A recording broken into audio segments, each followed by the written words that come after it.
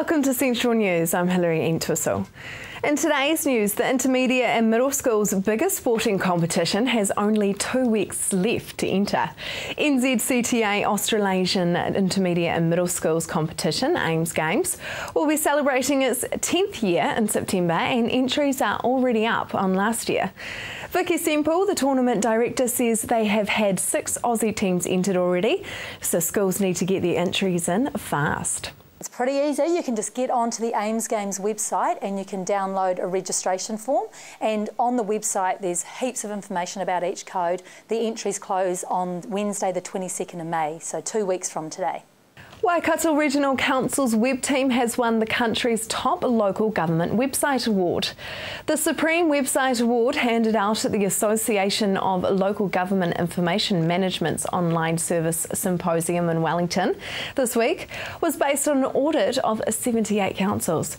Waikato Regional Council Communications Manager Karen Bennett says this reflects the strong customer service and was delighted the team has been recognised for building an excellent local government website that looks good and makes it easy for people to find information and use in online services. Now for our region's weather for the weekend. Hamilton, your Saturday will become fine in the morning with a southeasterly and an expected high of 17 and an overnight low of 4. Tauranga, your Saturday will have a few morning showers and then become fine in the afternoon. Your expected high is 17 and an overnight low of 8. Sunday will be a good day for washing for you, Hamilton. Mostly sunny and a light wind. Your expected high is 18 and an overnight low of 5. Tauranga, your Sunday is good for washing too. Mostly sunny with an easterly breeze. Your expected high is 18 and an overnight low of 9. Just ahead, celebrating 10 years of the InStep program.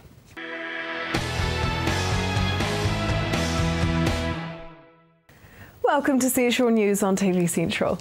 The InStep program harnesses the energy and expertise from local businesses to inspire secondary school students to make informed career choices, and they celebrated the 10th anniversary recently. I spoke with the lady behind it all and the Priority One representative. Lynn, how did you celebrate InStep's 10th anniversary? Well, we organised an evening for people who actually played a big part in helping InStep make its milestone. So there were people from education, business and local government there. Tell us about the commemorative book. The commemorative book was, we had to think about what can we actually do or give to people that represents the essence of what InStep does. So we decided to come up with this book called Wisdom in a Kite, and it was inspirational verses or thoughts from our leaders in our community to our future young leaders. And we asked a range of people, probably about 50 people, to express what information or inspiration they would give to young people on leaving school and entering the workforce or tertiary education. What is the InStep program? The InStep in a nutshell is a program which harnesses the expertise of our local business people to inspire young people to make informed career choices for the future. It's a changing workplace out there. Old jobs are disappearing, new ones are being created. So it's very important that businesses have that opportunity to engage with school students. How does that work? How does it work? Well, on a number of different levels. We have projects and activities that are designed specifically to engage business with education. Examples of that are our Young Innovator Awards to promote skills in product development and creative thinking, knowledge around sustainability. We have a young leaders group where our young people are given the opportunity to express how they feel our region should develop in the future to key leaders such as our mayors. And we've also got a huge project which involves the whole community called Western Bay at Work, which promotes skills and training opportunities in our region. How is it funded? Well, I'm very excited about this because after 10 years, we have actually got 10 secondary schools funding us and 4 community trusts. So it's great. So how do students and schools benefit from the program? The students benefit from getting to understand what our region has to offer, the skills that business need to grow. As I mentioned before, they learn how to engage with our community leaders to express themselves and have a point of view about how this region develops. And they also get the opportunity to see relevance in what they learn in school as it relates to the real world. And how do businesses benefit? Well, businesses benefit, as I mentioned before, it's a changing landscape out there and jobs are disappearing and new ones are being created. So it's really important that our business community has a platform with which to engage with our schools on a regular basis about these changes and to be able to express what is it that they really need in future employees. So we have a Principals Day Out where we take all our principals out for the day to engage with business. We have regular meetings with our teachers and, you know, so that they can understand as well. We have the businesses are invited into the classroom to talk about their business as it relates to what the teacher's teaching. So, yeah, on lots of different platforms. And businesses also learn about what's happening in education, which I think is very important as well. What changes have you seen in students' behaviour towards business over the 10 years? Well, I think they are more aware of the opportunities. We often celebrate our sports people. So I've been with InStep now for 10 years and it was my mission to, promote business is important as well and celebrate that. But I think one of the really good things is that teachers are feeding back to me now that a lot more students are taking business studies because they're interested in it and they see the relevance of learning about business. So I think that's great. And Greg, what input does Priority One have? Well, Priority One is the economic development agency for the Western Bay of Plenty in Tauranga City, and so InStep's a fundamental program that really links our business community with our schools, as Lynn has explained. And I think it's widely recognised now that skills are the global currency of the 21st century. So, linking those two sectors is absolutely critical if we're to achieve productivity gains, if we're to really grow kind of a creative and innovative workforce and people with the right attitude, which essentially is what businesses want. How is InStep specific to the Bay of Plenty region? Well, it's a unique program that only operates here in the Western Bay of Plenty, and as Lynn mentioned, I mean it's funded by all 10 of our secondary schools, who obviously see value in it, as well as a number of community trusts. So it's a real community project, and it's got huge buy-in from the community and the business and the education sector. So that really makes it successful. It also makes it very adaptable and flexible to ever-changing needs. How important is a program like this at financial times like this? Look, I mean, it's important in all times, but in financial times like this, even it's even more critical because essentially, if we stand the best chance of achieving sustainable economic growth, then we need the business sector and the education sector to be aligned. To find out more about the InStep program, visit priority1.co.nz. Just ahead, the Bay of Plenty Regional Council.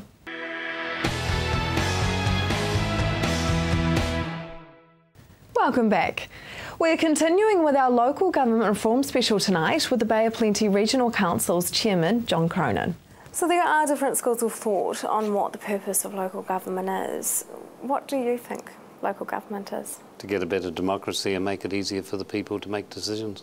Part of the local government reform bill is to reduce debt and public spending of the last decade. What is your council doing to ensure that they're staying out of debt?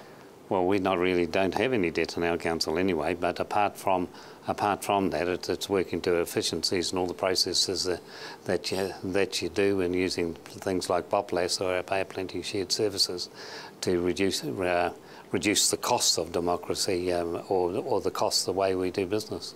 Do you think an amalgamation of the councils, like in Auckland, would actually benefit your ratepayers? Well, if you didn't, you wouldn't do it. So we'd have to take that to the ratepayers.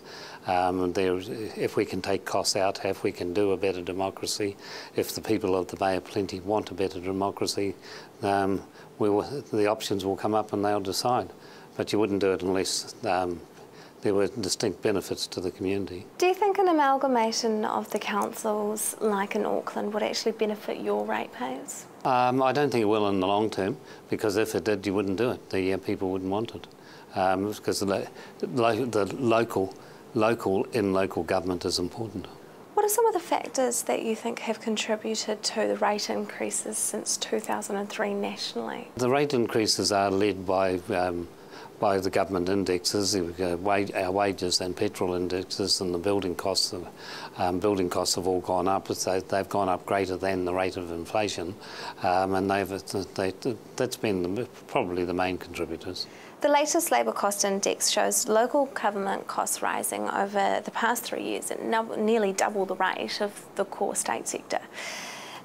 What percentage of increases does your council have in the last 3 years? I think it's about 2%, but I'd have to check that. But our labour rate is often determined by the collective agreement within the councils, but we keep a fairly close watch on it. So the inflation and population rate of a new area will limit expenditure growth with the new reform. How will this affect the Bay of Plenty Regional Council? Well, it affects it as the Bay of Plenty is one of the main growth areas of New Zealand, and it will affect us on infrastructure and the infrastructural needs of the community, of new sewerage and new water takes and those areas. But we will monitor that on the degree of effectiveness and making sure that everything we do is at the least possible cost and to keep the community informed. So the new policy statement is providing good quality local infrastructure, public services and regulatory functions at the least possible cost to households and businesses. Will this actually make a difference to how you already govern? No, it won't, because that's exactly what we expected to do, and that's exactly what we do now. It'll bring to our focus to the attention to. We will make sure that part of our checklist on efficiencies, as we look to everything that we do, that we cover that off. But in the actual practicality of what we do in the regional council here, we do things pretty smartly now at least cost. Do you think councils should have caps on their spending that is enforced by central government? No, because the expenditure is done through your planning with your community. Your community will tell you what facilities they want, and when we're doing that, we should tell them what it's going to cost, and they will make their decisions. If that was the case, you take the local out of local democracy, and local decision making is important. Should councillors and council staff be held more accountable if a decision that they've made by council results in public loss? Well, it depends what you mean by public loss. If it's a public loss or a commercial loss, I mean, if you're looking at running swimming pools or some things, some services run at a loss, but it is run in conjunction with the community as service to the community, so you know it's going to cost money. Other events, we as a council don't run events anyway, but I think that's a conversation with the community on your annual plans of what you're intending to do. But certainly you shouldn't be out there running into commercial activities without the will of your people. Under the new reform, councils will be required to disclose in the annual reports information on the number of staff employed. How will this affect the Bay of Plenty Regional Council, and do you think you'll be asked to make staff changes? Well, that won't affect us in the slightest. That information is all available now, and always should be. If other councils haven't put that out, then they should have. That information is and should be publicly available. The Local Government Auckland Council Act 2009 mayoral powers in respect of appointing deputy mayors, establishing committees, appointing committee chairpersons and proposing plans and budgets will be extended to all mayors from October 2013. Will this actually give you more power than you already have? Well, it would if you have the ability to do some of that, because you have the elected people that you want, but I don't think that extends to regional chairmen, so I'm not sure it applies to me. Do you think a council chief executive should be voted in? No, I don't. No, that's the role of the elected people. That's what you elect the council to do. Do you think a council's liability should lie with central government or their ratepayers, or a balance of both? Oh, that's looking to rates reform, or the Shan report. At the moment, it's a rating base related to the ratepayers. We have to find better ways of running a council, but at the moment there's no suggestion that the government's going to step up and give you some funds to run. What change to the Renewal Reform Bill will affect the Bay of Plenty Regional Council the most? We would.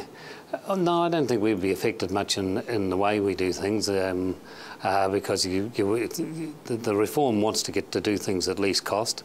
It's making amalgamations or joining together of councils to do parts of their processes easier.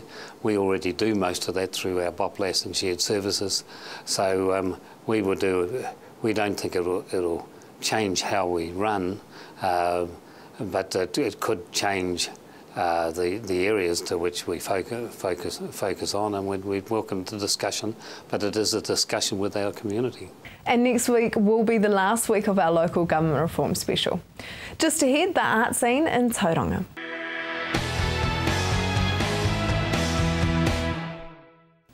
If you've just joined us, welcome to Central News. It is that time again when we catch up with Creative Tauranga, and this week we get to meet the exhibiting artists. Tarnished Frocks and Divas. What is it? What is it? Oh my gosh, it's a celebration of women and over the age of 40. Well, it's actually celebrating all women, but the women that are in the show are women 40 plus. It's a mixture of dance, song, modelling, acting. It's theatre on the catwalk. And it is coming up quite soon, so how can we get involved? Well, tickets are now on sale at Eventfinda, and actually Creative Tauranga are selling tickets here at 112 Willow Street. If they'd like to come along and get their ticket, give Hope a call and we'll tell you all about it. Angela, how was the Kit and Caboodle exhibition? It was really fabulous. We had a great response. Avalon, of course, are people who have disabilities, and their new art tutor out there, Julie Saunders, has been doing a fantastic job of teaching them so many new techniques. And the whole gallery was just full of colour and full of life, and we sold a lot of their works as well, which was fantastic. Yeah. What's your role here at Creative Tauranga? I'm the gallery curator and arts advisor. So basically I organise exhibitions, artists come in and see me, we organise what they would like to do for their exhibition, whether it's a group, solo, or a mix of all sorts of different artists, sculptors. So yeah, I do a lot of that on my day-to-day. I'm only here 3 days a week though, so yeah. Yeah, she has some fabulous exhibition ideas that she always brings into the gallery, and it's been awesome. What is on at the gallery this month? This month we've got Jos and Hilly Corfur. They are two artists who are married. They've been together for probably 30 plus years. Hilly's only been painting for about 2 years, I think. Yes, sorry, looking at Hilly for confirmation. And she's been doing a fantastic job. Beautiful abstract works. Jos, many of the viewers may know his work. He does a lot of famous portraits, splashes of vibrant colour. So another month for a very, very colourful exhibition. How can artists get involved with Creative Tauranga? Check us out online. There you can become a friend, which is fantastic. You're not only supporting a charitable trust, but you're supporting the local arts community. We put out a monthly magazine. We do lots of exciting events during the year. So check us out online or call in, of course, at 112 Willow Street, Tauranga. Well, thank you very much, ladies. Now let's actually chat to the husband and wife painting duo.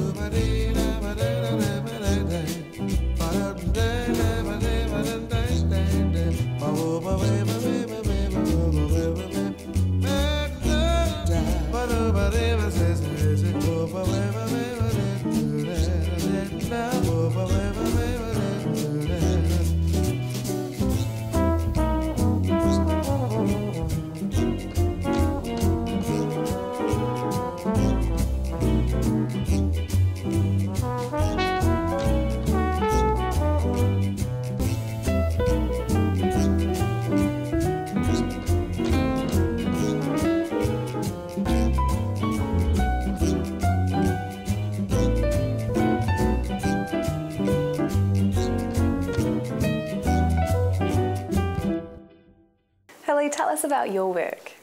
I got started about a year and a half ago. My husband has been painting for about 40 years, and he's been encouraging me to paint, and I was always too scared and too busy with 4 children to pick up a paintbrush. But then most of the children have left home, so I did pick up a paintbrush, and I was having so much fun. And I started off with painting pots and vases with flowers and lemons in front, and then I gradually became a bit more abstract, and now I've gone completely abstract and I'm loving it. I use paint intuitively. I just pour it or drip it, and then I use other tools, not necessarily brushes. I use pieces of wood or pieces of aluminium, and I drag paint and just whatever I feel like, I think, on the day. Jos, can you tell us a little bit about your work?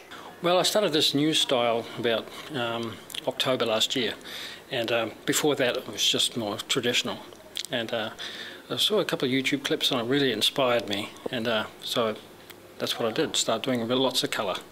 How would you describe your work? It's called spontaneous realism, because it's realism, but it's very spontaneous, as you can see. Can you explain the process that you go through when you're painting? Well, I start off with a blank canvas and I lay it flat down, and then I just pour paint all over it, and then get my trowel, you know, like a plasterer's trowel, and just spread it all out, and then from there, when it dries up, it determines what I'm going to put on it. So then I do a drawing on top of that, and then start using the colours that are there as well as other colours. And I start with the eyes and work my way out from there. So I use the brushes, I use my fingers to scratch into it, I use a palette knife, and use everything. Yeah, so it's good fun. That exhibition is definitely worth checking out.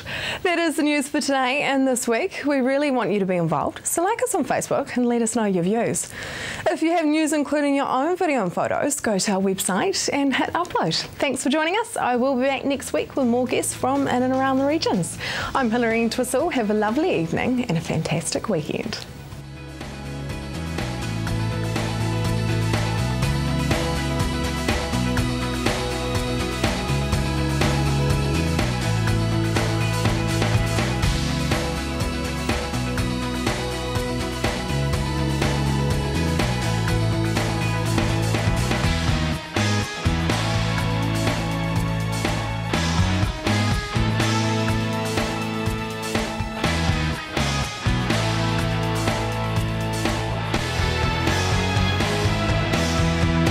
This has been an Alpha Media production, a division of Television Media Group.